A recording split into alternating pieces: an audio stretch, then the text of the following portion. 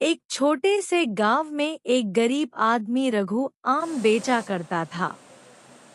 उसके पास अपनी जमीन नहीं थी।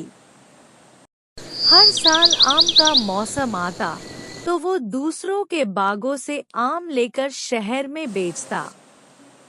उसका एक ही सपना था, अपनी बेटी गुड्डी को पढ़ा लिखा कर टीचर बनाना।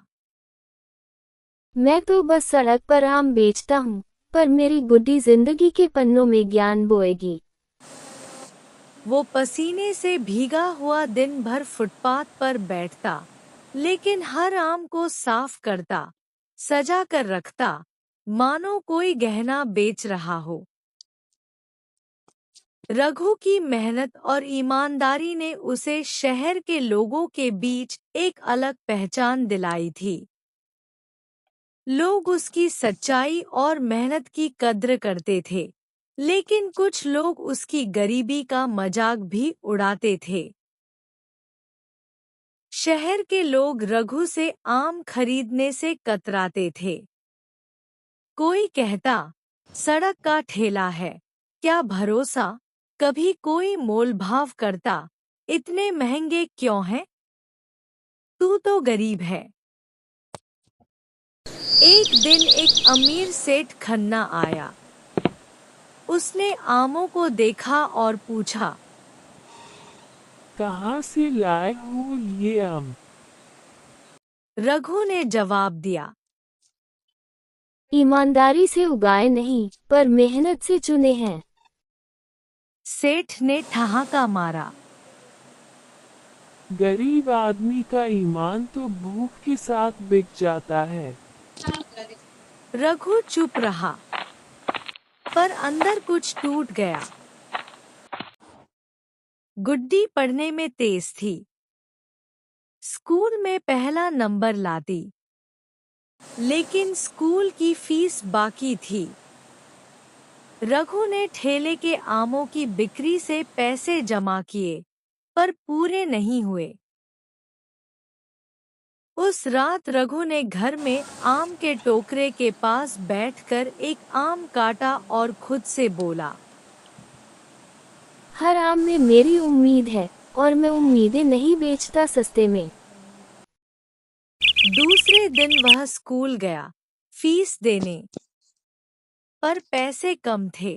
प्रिंसिपल ने कहा, फीस पूरी नहीं है, बच्ची को क्लास में नहीं बैठने देंगे। रघु ने विनती की, पापा, मैं औरों की तरह नहीं गिरूंगी, पढ़ूंगी जरूर। एक दिन एक पत्रकार ठेले पर आया। उसने आम खरीदे और बोला, इतना मीठा आम बहुत दिनों बाद खाया है। ये किस ब्रांड के हैं? रामू मुस्कुराया और बोला, ब्रांड नहीं है साहब, ये तो रघु के हाथों से चुने गए हैं। पत्रकार ने उस पर एक लेख लिखा, फुटपाथ वाला फल, स्वाद राजा जैसा। अगले दिन रघु की दुकान पर भीड़ लग गई। टीवी वाले आए, आमों की डिमांड बढ़ गई। लोगों ने पूछा, ये आम औरों से अलग क्यों है? रघु ने कहा, क्योंकि इन्हें गरीब आदमी की मेहनत और बेटी के सपनों ने मीठा बनाया है। सेठ खन्ना फिर से आया और बोला,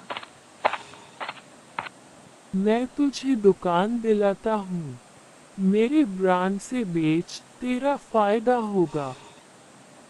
सेठ जी, आम की मिठास मिट्टी से आती है, न कि महंगे ब्रांड से। मैं आम बेचता हूँ, आत्मसम्मान नहीं।